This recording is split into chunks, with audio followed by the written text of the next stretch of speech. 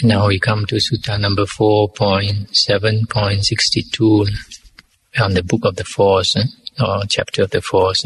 Now the house father Anathapindika came to visit the Exalted One. As he sat at one side, the Exalted One said this to the house father Anathapindika: House father, there are these 4 kinds of bliss to be won by the householder who enjoys the pleasures of sense from time to time and when occasion offers.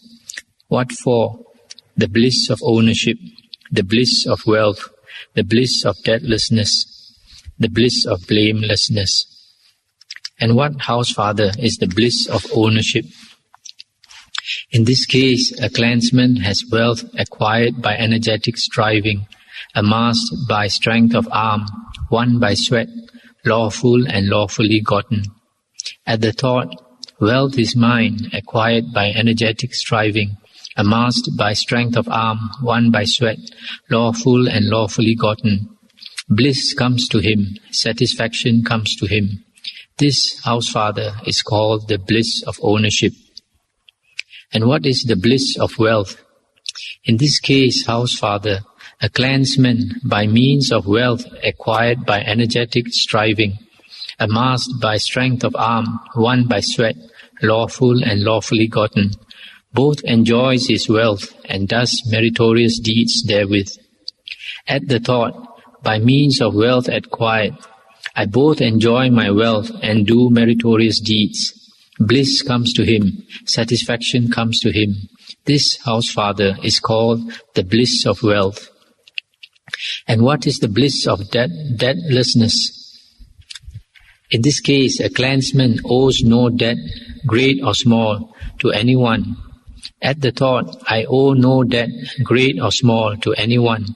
Bliss comes to him, satisfaction comes to him. This, house father, is called the bliss of deathlessness.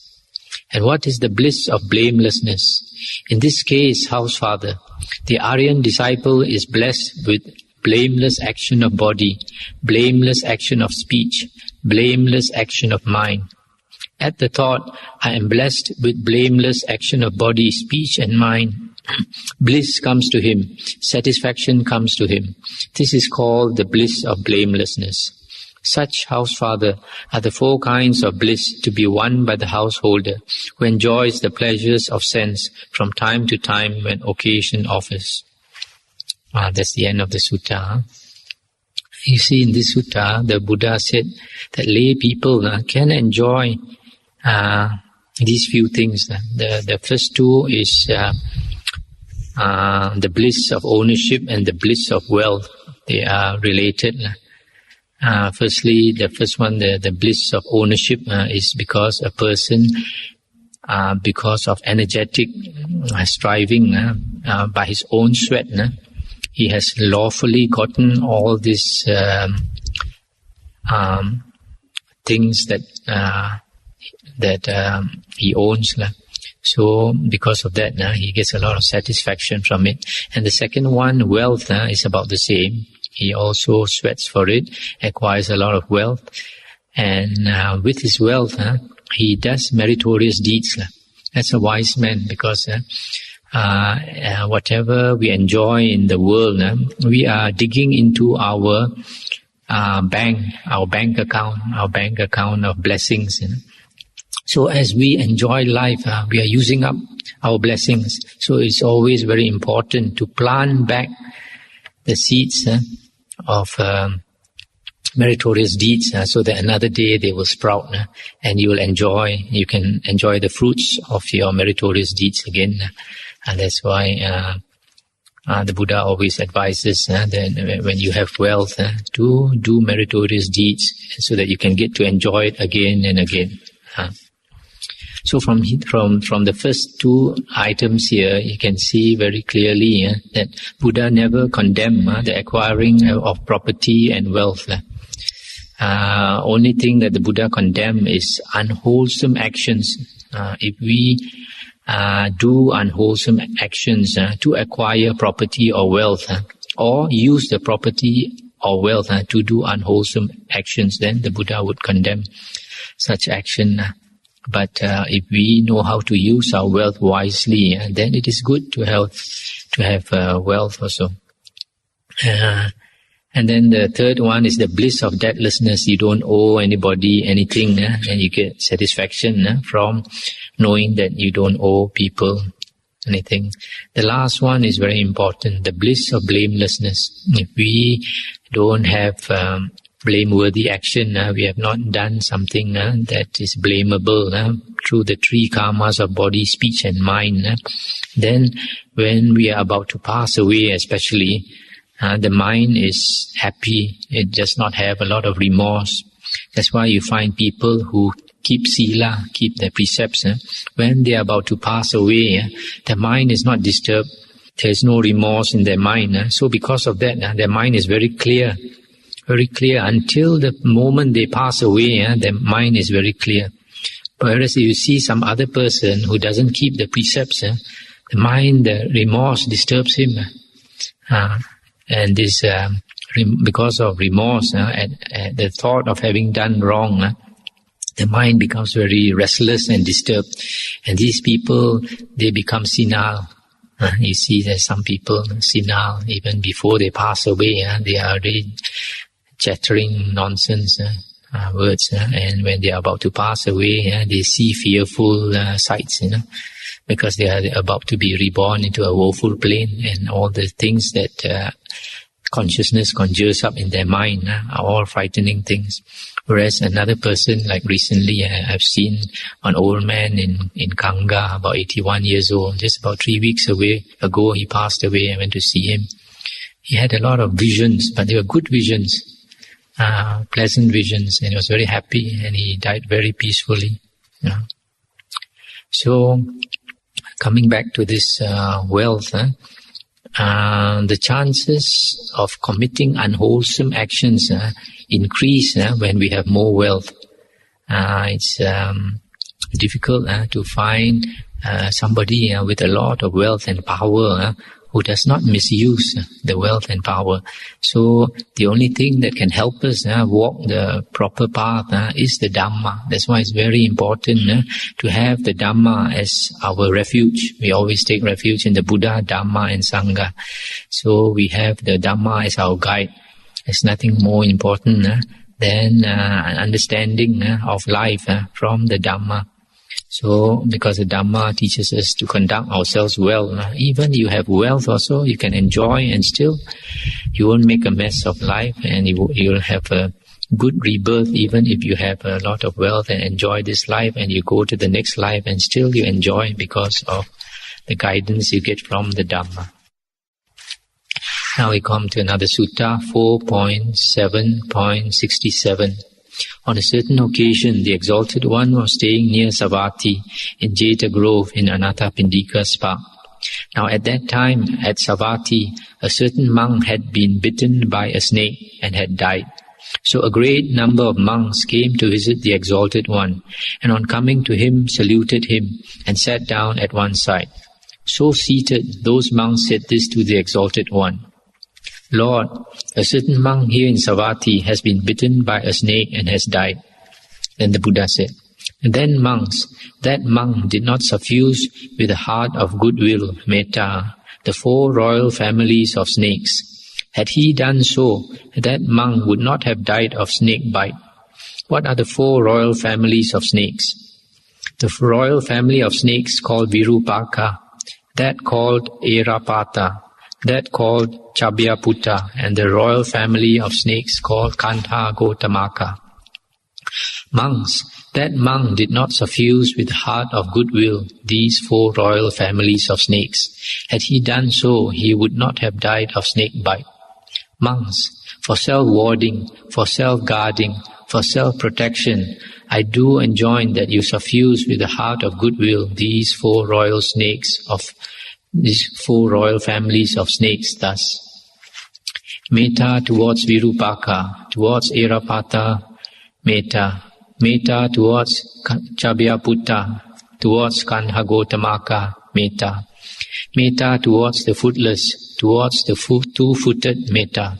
Metta towards the 4-footed, towards the many-footed, metta. May the footless do me no harm. May not the two-footed do me harm. May the four-footed do me no harm. May not the many-footed do me harm. All creatures, all that breathe, all beings, may they all see what is auspicious. May no evil come to them. Measureless is the Buddha, measureless the Dhamma, measureless the Sangha. Limited are creeping things, snakes, scorpions, centipedes, spiders, lizards, and rats. Made by me is this protection, made by me is this parita. May those beings go away. Homage to the Exalted One, homage to the 7 Samma Sambuddhas. That's the end of the sutta. The last part that I read out to you is the parita, called the Kanda Parita. Goes something like this. Virupakehi me tang era patehi me chabya putehi me tang kanha gotamakehi cha apadakehi me tang dipadakehi me chatupadehi me tang bahupadehi me mamang apadako hingsi mamang hingsi dipadako, etc., etc. So this sutta is about this parita. Now this monk, he got killed by this snake. Normally snakes don't bite us. Normally, unless they are cornered, unless they are threatened, their life is threatened, then only they bite us. For example, sometimes you walk in the dark, you don't have a torchlight, you don't know, you step on them, and then it's likely that they will bite you. And now if they bite you, how hard they bite you, how much poison goes into your blood, depends on conditions. It's just like, imagine, for example, you step on a dog. If it's your own dog, you step on the tail or you step on the foot, it will naturally try to bite you because it is in pain. But if it is your own dog, even though it bites you, it doesn't bite very hard. But if it's somebody else's dog you're not familiar with, you step on the tail, he'll come and bite you very hard. So in the same way, how hard the snake bites you depends on whether you have metta or not. So if we have metta, we have a lot of goodwill, and this snake, they can sense also. So when they bite us, it won't be very hard. That's why the Buddha said that's important to have metta. There's another sutta somewhere else also where the Buddha said, if we have metta, loving kindness of goodwill towards all living beings, then wherever we go, we are not disturbed by these spirits, whether they are ghosts or devas. They won't disturb us because they can read our minds. They know what type of mind we have. So if we have a mind of goodwill towards all beings, it is always for our protection. So the Buddha taught his disciples to chant this Kanda Parita, especially if we go to lonely, secluded places. Suppose you stay in a cave where there's likely to be snakes and possibly spirits. So we chant this. This is a very, very useful parita. It says besides the 4 royal snake families, you give metta towards footless beings. That means snakes, ghosts, etc. And then towards 2-footed beings, like human beings, and towards 4-footed beings, like dogs, etc. And then towards many-footed beings, like centipedes, scorpions, etc. Then you say, may the footless do me no harm, may not the 2-footed do me harm, etc. So if they are psychic, if they are spirits, when they listen to this, they know that you don't mean them any harm, and you don't want also to be harmed. So it is very useful parita for forest monks. Forest monks like to chant this parita wherever we go, somewhere where we feel a bit afraid. Then the next sutta is 4.7.70. The Buddha said, at such time, monks, as rajas are unrighteous or unjust, the ministers of rajas also are unrighteous.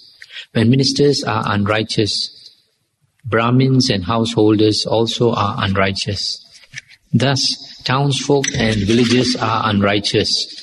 This being so, moon and sun go wrong in their courses. This being so, constellation and stars do likewise. Days and nights, months and fortnights, seasons and years are out of joint. The winds blow wrong, out of season. Thus the devas are annoyed. This being so, the sky deva bestows not sufficient rain. Rains not falling seasonably, the crops ripen in wrong season. Monks, when crops ripen in wrong season, men who live on such crops are short-lived, ill-favored, weak and sickly. But monks, when rajas are righteous, the ministers of rajas also are righteous. When ministers are righteous, Brahmins and householders also are righteous. Thus townsfolk and villagers are righteous. This being so, moon and sun go right in their courses. This being so, constellations and stars do likewise. Days and nights, months and fortnights, seasons and years go on their courses regularly. Winds blow regularly and in due season. Thus the devas are not annoyed, and the sky deva bestows sufficient rain. Rains falling seasonably, the crops ripen in due season. Monks, when crops ripen in due season, men who live on those crops are long-lived, well-favored, strong and free from sickness. That's the end of the sutta. So this sutta is saying that leaders are very important. Here is rajas. Rajas means kings. In those times we had kings. But nowadays it would be government leaders, etc. And because the actions of leaders influence those below them. And in our religion it's also the same. The leaders of our religions are our monks. So if monks set a good example, then our religion will do well. But if monks set a bad example, just like a leader, then people are discouraged, people are disappointed, and they don't come to the temples, etc. And then our sasana, our religion will suffer. That's why it's very important for monks and government leaders, etc., to set a good example. And the reason why people go on the wrong course is because of greed, hatred and delusion. If we succumb to greed, hatred and delusion, then we do wrong things. And because of our wrong actions, the devas, they are annoyed. When the devas are annoyed, they don't give rain when it's supposed to rain. And we can compare this sutta with another sutta which I had read some time ago about the population of the earth being very great a long time ago.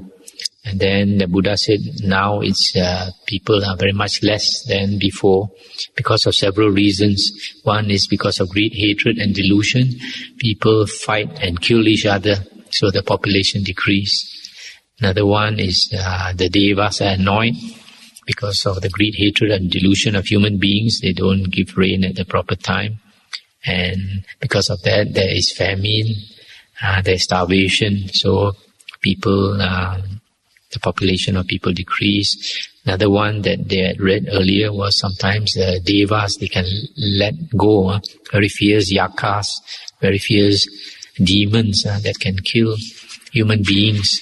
And it's only because human beings are walking the good path, greed, hatred and delusion is not so great, that these higher devas, they protect us, they hold back these fierce demons, fierce yakas.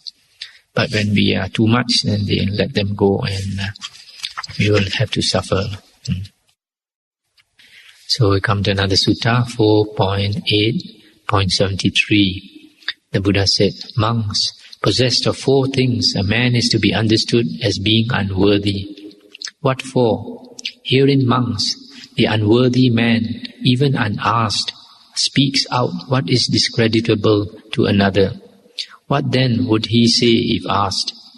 If, however, he is obliged to speak on being questioned, then without reserve or equivocation, he utters this praise of another to the full and in all details. This, monks, is to be understood as the meaning of the saying, this worthy is an unworthy one. Then again, the unworthy one, even when asked, does not speak out what is to another's credit, much less when asked. If, however, he is obliged to speak on being questioned, then with reserve and equivocation he utters praise of another grudgingly and in brief. This, monks, is to be understood as the meaning of the saying, "This worthy is an unworthy one." Again, monks, the unworthy one, even when asked, does not speak out what is discreditable to himself, much less does he do so when unasked. If, however, he is obliged to speak on being questioned, then with reserve and equivocation he utters grudgingly and in brief what is to his own discredit. This, monks, is to be understood as the meaning of the saying, "This worthy is an unworthy one." Once more, monks, the unworthy one, even unasked, speaks out what is creditable to himself. What then does he do when asked? If, however, he is obliged to speak on being questioned, then without reserve or equivocation he sings his own praises to the full and in all details. This, monks, is to be understood as the meaning of the saying, "This worthy is an unworthy one." Thus, possessed of these four things, one is to be understood as an unworthy one, and vice versa for a worthy person. So, in this sutta, the Buddha is saying an unworthy person is one who is too quick to speak ill of another's faults, and is not ready to speak well of another's good qualities. But of his own, if he has faults, he's always trying to hide his faults. And if he's got some good points, he'll blow his own trumpet. That is an unworthy person. But one thing we must know, that there is a difference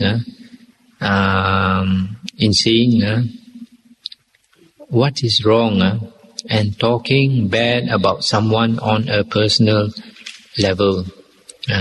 There's a difference between pointing out what is right and what is wrong on an impersonal level, and speaking bad about somebody on a personal level. There is a difference. For example, in one of the earlier suttas we read, in the Anguttara Nikaya 1.11.1, the Buddha said, what is not Dhamma should be pointed out as not Dhamma. If somebody teaches something which is not according to the Dhamma, and he claims that it is according to the Dhamma, and we know that it is not according to the Dhamma, then we should point it out that it is not according to the Dhamma.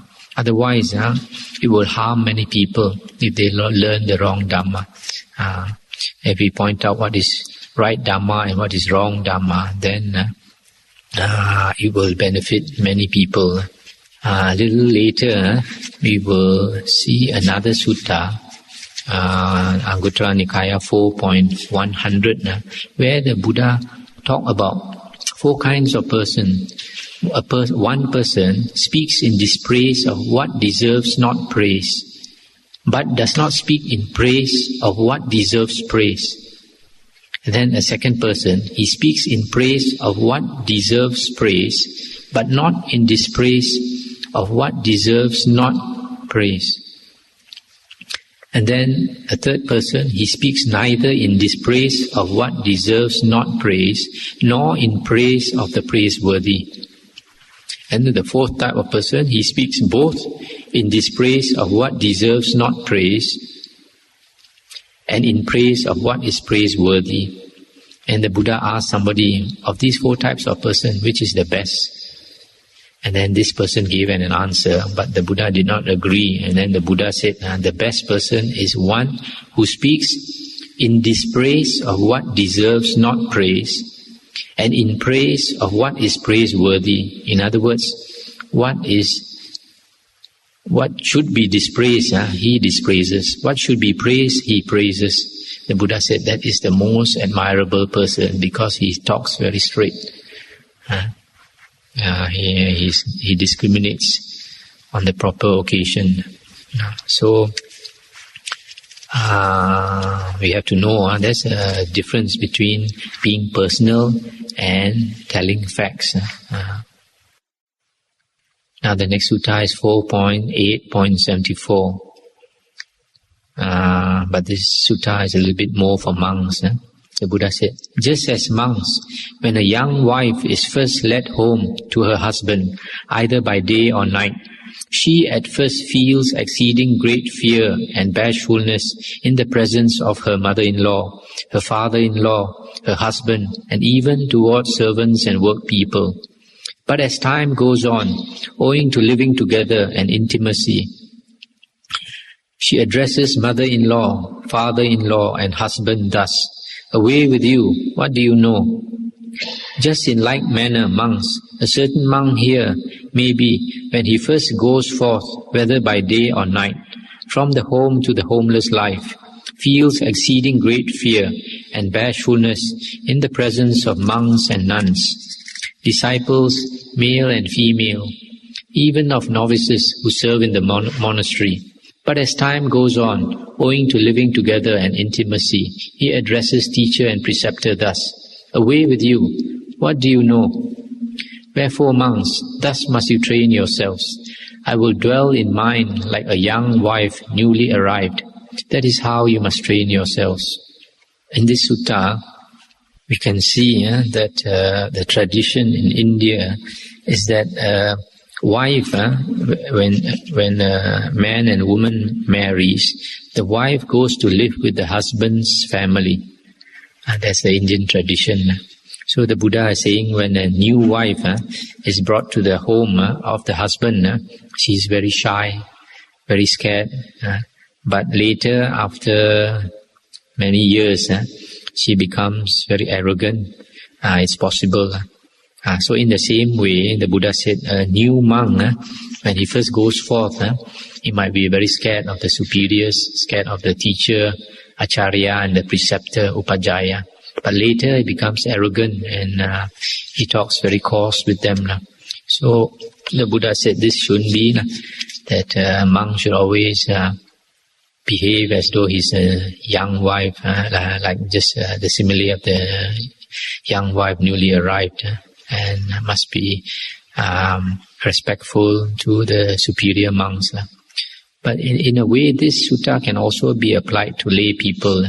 The simile of the wife, newly married. Somebody is newly married, and after many years, should not be arrogant. Now we come to the next sutta, 4.8.77. The Buddha said, monks, there are these four unthinkables, not to be thought of, thinking of which one would be distraught and come to grief. What are the four? Of Buddhas, monks, the range is unthinkable, not to be thought of. Of one who is in jhana, monks, the range of his jhana is unthinkable, not to be thought of. The result of karma, monks, is unthinkable, not to be thought of. World speculation, monks, is unthinkable, not to be thought of, thinking of which one would be distraught and would come to grief. These monks are the four unthinkables, thinking of which one would be distraught and would come to grief. That's the end of the sutta. Yes, just now the sutta, the Buddha said there are four things we should not think about, should not think too much about. The first one is the range of a Buddha. Range of a Buddha possibly could mean the power of a Buddha, the ability of a Buddha. It's hard to fathom the power of a Buddha. No need to speculate about it, the Buddha said. Second one is jhana, the range of jhana. This one's a bit hard to understand, the depth of jhana or something like that. The third one is the result, the vipaka of karma. Karma is intentional action. And to speculate on the karma is very difficult, the Buddha said, to think about karma. Very hard to explain karma, because karma involves many, many lifetimes. Past lifetimes we have not seen.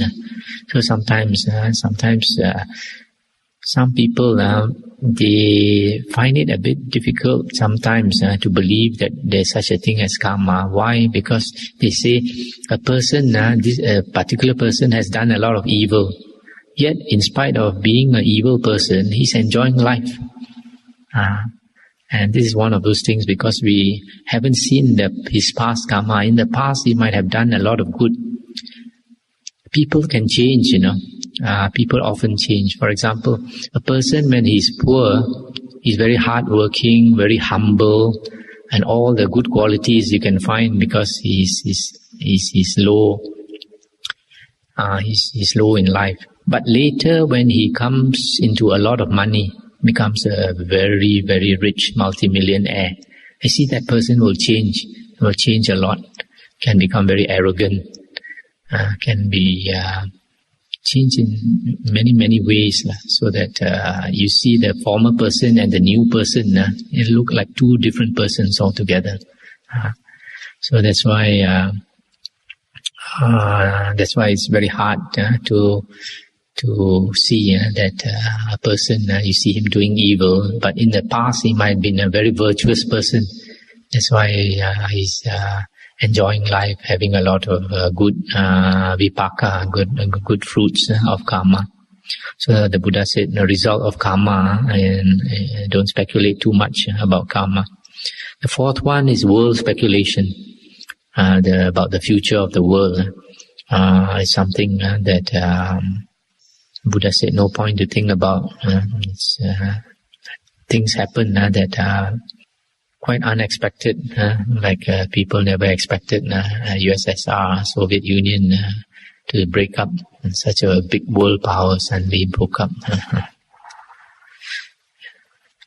People like Princess Diana suddenly dying.